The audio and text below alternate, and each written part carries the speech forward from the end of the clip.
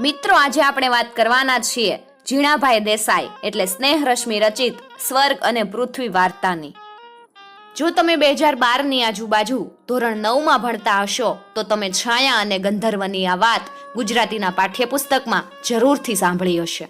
ઇન્દ્રનો તે માનીતો ગંધર્વ હતો. જ્યાં જ્યાં એ જતો ત્યાં લતાઓની જેમ અપ્સરા વૃંદ એને વીંટળાય જ વેડ્યું હોય. સ્વર્ગમાં તે સૌ કોઈનો માનીતો હતો. એના સંગીતથી સ્વર્ગનો પ્રકાશ વધુ તેજસ્વી બનતો, નંદનવન નવપલ્લિત બનતું અને સ્વર્ગમાં શાશ્વત વસંત ખીલતી. પણ એક દિવસ તેણે સ્વર્ગની પરંપરા તોડી. અપ્સરાઓ સાથે વ્યોમ વિહાર કરતો કરતો એક વખત એ ધરતી તરફ આવી ચડ્યો. સ્વર્ગમાં કદી ન જોયેલું એવું એણે ત્યાં જોયું. દિવસાંતે લતા પર કરમાઈ ઢળી પડતા કોઈ એક નાજુક કુસુમના જેવી કોઈ યુવતીને એક એકાંકી શિલા ઉપર બેઠેલી તેણે જોઈ. તે યુવતીની આંખમાં આંસુ હતા. સ્વર્ગનું સુંદરમાં સુંદર મોતી પણ એ અશ્વબિંદુની સ્પર્ધામાં પાણી વિનાનું લાગે એવી એને પ્રતીતિ થઈ. જીવનમાં પહેલી જ વાર એણે આંસુને જોયા. સ્વર્ગમાં આંસુ હોતા જ નથી. ગંધર્વએ એ દ્રશ્ય જોતા ચકિત થયો. એ આંસુ જોતા અગાઉ કદી નહીં અનુભવેલી લાગણી એના ઉરમાં જન્મી. સાથે સાથે એણે એના નિશ્વાસ પણ સાંભળ્યા. એ પણ એને મન નવું જ હતું. સ્વર્ગમાં નિશ્વાસ હોતા જ નથી. ગંધર્વે તો યુવતીને પૂછ્યું, હે કમલાક્ષી, તારી આંખમાંથી આ મોતી શી જરે છે? તે યુવતી બોલી, ભાઈ, એ મોતી નથી. અહીંયા ધરતી પર અમે એને વિરહના આંસુ કહીએ છીએ. પણ એ વિરહના આંસુ એટલે શું?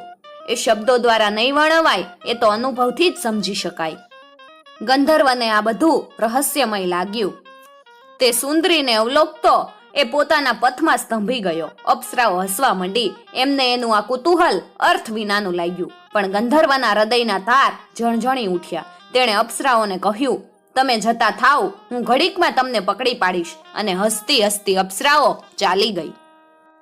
ગંધર્વ જ્યારે સ્વર્ગમાં પાછો આવ્યો ત્યારે પોતાના હૃદયમાં તે કોઈ નવું જ તદ્દન અપૂર્વ સંગીત લઈને આવ્યો હતો. એ હતું આંસુનું સંગીત. પોતાની પ્રાણપ્રિય વીણા ઉપર ગંધર્વે જ્યાં નવા સૂર જગાડ્યા એની મીંડમાંથી અનેક ડુસકાઓ જાગી જાગી અને સ્વર્ગની ઊંચી ઊંચી અટારીઓમાં પ્રતિધ્વનિત થવા માંડ્યા. સ્વર્ગે કદી નહીં સાંભળેલું અને નહીં અનુભવેલું એવું આંસુનું સંગીત એણે જગાડ્યું. આ એનો અક્ષમ્ય ગુનો. સ્વર્ગમાં કોઈએ આંસુની વાત જ ન કરી હોય. ત્યાં આંસુની વાત થઈ જ ના શકે. ત્યાં નિશ્વાસનું નામ જ ન લેવાય. જેમ દેવોની આંખ પલકે નહીં એમ સ્વર્ગમાં આનંદ અને વિલાસ સિવાય અન્ય લહેરો કદી ઉઠે જ નહીં. પણ આ ગંધર્વે સ્વર્ગની એ પરંપરા તોડી. એ નિયમ ભંગને અંગે એને સ્વર્ગમાંથી પદભ્રષ્ટ કરવામાં આવ્યો. ગંધર્વે સાંભળતા ધ્રુજી ઉઠ્યો. ઇન્દ્રને તે પગે પડ્યો. વિનંતીને વિનવણીઓ કરી. અંતે તેને જણાવવામાં આવ્યું કે ધરતી ઉપર 6 વર્ષ વસ્યા પછી એને પાછો સ્વર્ગમાં તેડવામાં આવશે.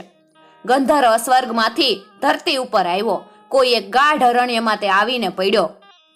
જ્યારે તેની મૂર્છા ઉતરી ત્યારે પોતે કોણ હતો એના કંઈક ઝાખા ઝાખા સંસ્કાર એના મનમાં રહ્યા હતા. કોઈ અસહ્ય વ્યથાથી એના અંગો કરતા હતા. એના હૃદયમાં ગમગીની હતી. ધરતી ઉપરનું બધું એને તદ્દન નવું નવું લાગ્યું. તેને અસહ્ય એકાંત લાગવા માંડ્યું. પોતાનું સ્વર્ગ વારંવાર એના મન સમક્ષ તરવા માંડ્યું. ક્યાં સ્વર્ગના એ હાસ્યના ફુવારા, આનંદની છોડો, સંગીતનો પ્રકાશ અને ક્યાં અરણ્યનું શુષ્ક એકાંત.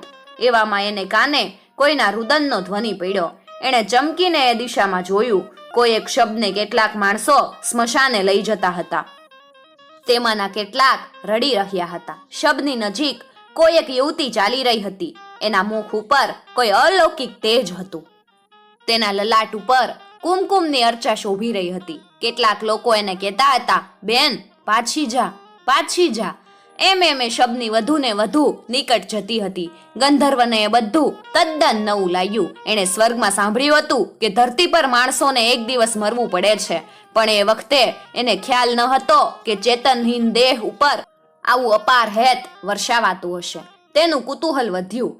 તે શબની પાછળ ગયો. સ્મશાનમાં ગયા પછી લોકોએ શબને ચિતામાં પધરાવ્યું. પેલી યુવતીના મુખ ઉપર અપૂર્વ તેજ ઝળક્યું. આનંદ ભર્યા વદને તે અગન ફૂલોની શૈયા ઉપર ચડી ગઈ. પોતાના મૃત પતિનું શિર એણે પોતાના ખોળામાં લીધું. વિરહનું એક અસહ્ય મૃદુતા ભર્યું, વેદના ભર્યું ગીત એણે ગાયું. ગંધર્વનો પ્રાણ વ્યાકુળ થઈ ઉઠ્યો. શું ધરતી ઉપર માણસો આવા પ્રેમથી ચાહી શકે છે? મૃત્યુથી એ પર એ અપૂર્વ દ્રશ્યની સ્મૃતિ મનમાં વારંવાર જગાડતો એ અરણ્યમાં ચાલવા માંડ્યો. ચાલતા ચાલતા એને થાક લાગ્યો. હવે તો ક્ષુધા પણ પાર વિનાની લાગી. થાકીને લોથપોથ થઈ એ એક ઝાડ હેઠળ પડ્યો. જ્યારે તે ઊંઘમાંથી જાગ્યો ત્યારે ઝાડ ઉપર પંખીઓ મધુર કૂજન કરી રહ્યા હતા. તાજા ફૂલોની મૃદુ સોડમ વાતાવરણમાં પ્રસરી રહી હતી. એણે જોયું તો પોતાની આસપાસ કુસુમો વેરાયેલા હતા. સામે એક કેળના પાંદડામાં થોડાક ફળો અને એક પડિયામાં દૂધ હતું. તે ચકિત બન્યો. કોણે પોતાના માટે અહીંયા આવું મૂક્યું હશે? સ્વર્ગના એ ગંધર્વને આ પ્રકાર તદ્દન નવો લાગ્યો. એવામાં એણે સામે નજર કરી. જાણે કોઈ કળી હાલમાં જ ખીલી હોય એવી કોઈ 15-16 વર્ષની કિશોરીને એણે સામે બેઠેલી જોઈ. એની આંખમાંથી અપાર સ્નેહ અને સહાનુભૂતિ વર્ષતા હતા. ગંધર્વે તેને પૂછ્યું, હે શું સ્મિતે, કોણ છે તું? તારું નામ શું? મારું નામ છાયા. મારા પિતાનું ઘર અહીંયાથી થોડેક દૂર જ છે. એમ કહી એ કિશોરી હરણીની જેમ ત્યાંથી નાસી ગઈ. ગંધર્વ આતુર નઈને દૂર અદ્રશ્ય થઈ જતી છાયાને જોઈ રહ્યો. તેને પોતાનું સ્વર્ગ યાદ આવ્યું. તે અપ્સરાઓ યાદ આવી. તેણે એક ઊંડો નિશ્વાસ નાખ્યો. ગંધર્વના દિવસો આમ એક પછી એક પસાર થવા લાગ્યા. રોજ ઊંચે આકાશ પ્રતિ દ્રષ્ટિ નાખી એ નિશ્વાસ નાખે અને સ્વર્ગનું ચિંતન કરે. આકાશમાં કંઈક ફડફડાટ થાય તો તરત ચમકીને આશાભરી દ્રષ્ટિ એ પ્રતિ માંડે ને પાછો નિરાશ બની જાય. છાયા રોજ 2 વખત એની પાસે ખાવાનું મૂકી જતી. કેટલી વાર એ સામે નીરવ બેસી રહી ગંધર્વને વિલોક્યા કરતી. ગંધર્વના વલ્કલોને તે રોજ સારી રીતે ગોઠવતી. તેનું રહેવાનું સ્થળ નિયમિત રીતે સાફ કરતી અને ગંધર્વ એની સાથે કંઈક વાત કરવાની શરૂ કરે કે તરત શરમાઈને પોતાની આંખ ઢાળીને તે નાસી જતી. ધીમે ધીમે તે ગંધર્વની સાથે વધુ ને વધુ હળતી ગઈ. એક વખત ગંધર્વને એણે ગાતા સાંભળ્યો. એણે એક સારંગી બનાવી ગંધર્વને ચરણે ધરી. ગંધર્વના નેણ એ પોતાના પ્રિય વાદ્યને જોતા ચમક્યા. છાયાને પોતાની નિકટ બેસાડી એણે એ સારંગીને રડાવી, હસાવી અને નચાવી. જાત જાતના એણે એમાંથી સૂર કાઢ્યા. એ સૂરોમાં બદલાતા ભાવોનું પ્રતિબિંબ છાયાના મુખ ઉપર પડતું જોતા એને ખૂબ આનંદ થયો. દિવસ રાત છાયા હવે ગંધર્વની નિકટ જ રહેવા લાગી. એની ઝૂંપડીની આસપાસ રોજ પ્રભાતે એ પુષ્પોના તોરણ ગૂંથે. ગંધર્વને માટે રોજ અનેક જાતના નવા ભોજન બનાવે અને ભાવભર્યા નેત્રો એના પ્રતિ માંડી અને મૂંગી એનું સંગીત સાંભળ્યા કરે. ગંધર્વને કેટલી વખત આશ્ચર્ય થતું. છાયા દેખાવડી નહોતી એમ તો નહોતું, પણ એની સ્વર્ગની અપ્સરા તો અપ્સરા જ ને. તે રૂપ, તે મોહકતા ક્યાંથી? પણ ગંધર્વને કંઈક ઝાંખું લાગતું કે છાયામાં એવું કંઈક તો છે જ કે જે એની અપ્સરાઓમાં નહોતું. છાયાએ કદી એની પાસે કાંઈ માગ્યું નહોતું. ગંધર્વ માટે આ અનુભવ તદ્દન નવો હતો. ધીરે ધીરે ગંધર્વના ધરતી નિવાસના દિવસો પૂરા થવા આવ્યા. એક દિવસ છાયાને પોતાની નિકટ બેસાડી એણે એ વાત કહી. છાયા સાંભળી રહી. એણે કંઈ જવાબ ન આપ્યો. એની આંખમાંથી બોર જેવડા આંસુ ટપકવા લાગ્યા. ગંધર્વએ જોઈ રહ્યો. છાયા માટે એના હૃદયમાં કરુણા જાગી. પણ એણે જોયું કે પોતાની અને છાયાની વચ્ચે એક મોટું અંતર હતું. પોતે સ્વર્ગનો રહેનારો હતો અને છાયા ધરતીની કન્યા હતી. એ સ્થિતિભેદ દૂર નિર્વાર હતો. એમ કરતા 6 વર્ષ પૂરા થવા આવ્યા. હવે તો એક જ દિવસ બાકી રહ્યો. બીજે દિવસે તો સ્વર્ગમાંથી પોતાને તેડવા વિમાન આવવાનું છે એમ ગંધર્વને ખાતરી થઈ. પહેલા તો એને થયું કે છાયાને એ વાત નથી કહેવી, એ જ ઠીક છે. પણ 6 વર્ષ સુધી પોતાની અંગની છાયાની જેમ જ જે પોતાની સાથે રહી હતી એને હું જાઉં છું છાયા એટલું કહેવા જેટલો વિવેક ન કરાય તો ઈ તો અજુગતું લાગે. એથી હાંજે આથમતી સંધ્યા સમયે એણે છાયાને કહ્યું, છાયા, કાલે મને તેડવા વિમાન આવશે એટલે હું હવે સ્વર્ગે પાછો જઈશ. છાયા નિરુત્તર રહી. માત્ર એની આંખે જવાબ આપ્યો અને એ આંસુથી. ગંધર્વનું હૃદય દ્રવ્યું. પણ શા માટે એ નથી સમજતી કે પોતે આ લોકનો નથી? 2-4 દિવસ એને જરાક સાલશે પણ પછી એ ભૂલી જશે એમ એણે એનું મન વાળ્યું. ગંધર્વને આખી રાત સ્વર્ગના જ સપના આવ્યા. 6 વર્ષ પછી પાછો તે શાશ્વત વિલાસની દુનિયામાં જનાર હતો. તે અપ્સરાઓ અને ત્યાંના તે અનંત રજની વિહારો એ બધું વારંવાર એના મનમાં લહેરાવા લાગ્યું.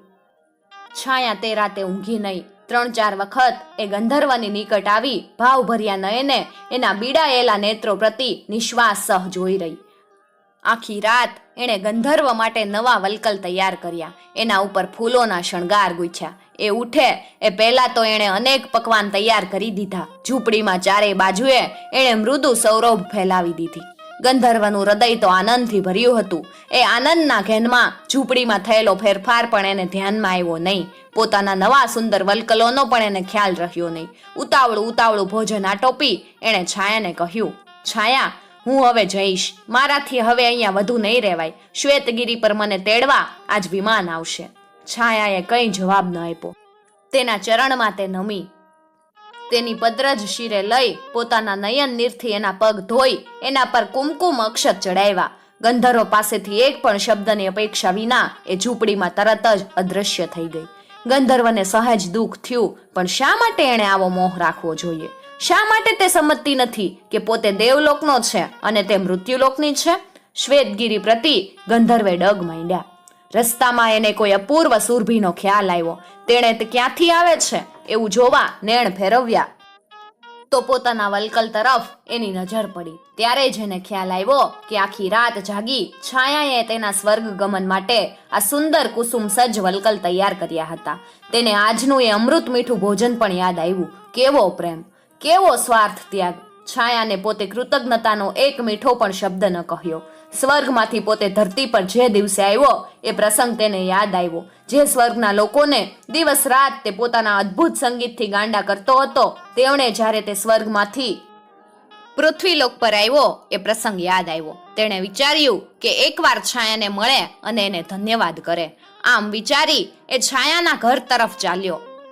ત્યાં જઈને એણે ઘરની બહારથી જ બૂમ પાડીને છાયાને બોલાવી, છાયા, છાયા, છાયા. ઘણી જ વાર સાદ પાડ્યા પછી એ ઘરની અંદર ગયો. ત્યાં જઈ એણે એવું કંઈક જોયું કે જાણે એના પોતાના શ્વાસ થંભી ગયા. દાદાજી છાયાને પોતાની છાતીથી લગાવીને જોર જોરથી રડતા હતા. ગંધર્વે ધીરે ધીરે તેના કદમ આગળ વધાર્યા. એ છાયાની નજીક આવ્યો અને દાદાજીને પૂછ્યું, શું થયું? દાદાજી કંઈ જ ન બોલ્યા. ગંધર્વે છાયાને પોતાની ગોદમાં લીધી અને જોયું કે છાયાના શ્વાસ થંભી ગયા હતા. આટલું જોઈ એણે જલ્દીથી છાયાને પોતાની ગોદમાં લીધી અને એ રડવા લાગ્યો. ઢળતી રાતનો એક મુસાફિર સવારે અલવિદા કહીને ચાલ્યો ગયો.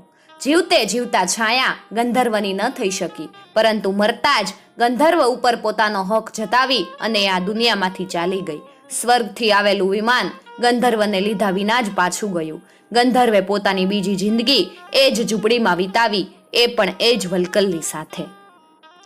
મિત્રો, આવી જ બીજી વાર્તાઓ માટે ચેનલને જરૂરથી સબસ્ક્રાઇબ કરી અને સાથે આપેલું બેલ આઇકોન પ્રેસ કરજો, જેથી આવનાર નવા વિડીયોઝની નોટિફિકેશન સૌથી પહેલા તમે મેળવી શકો.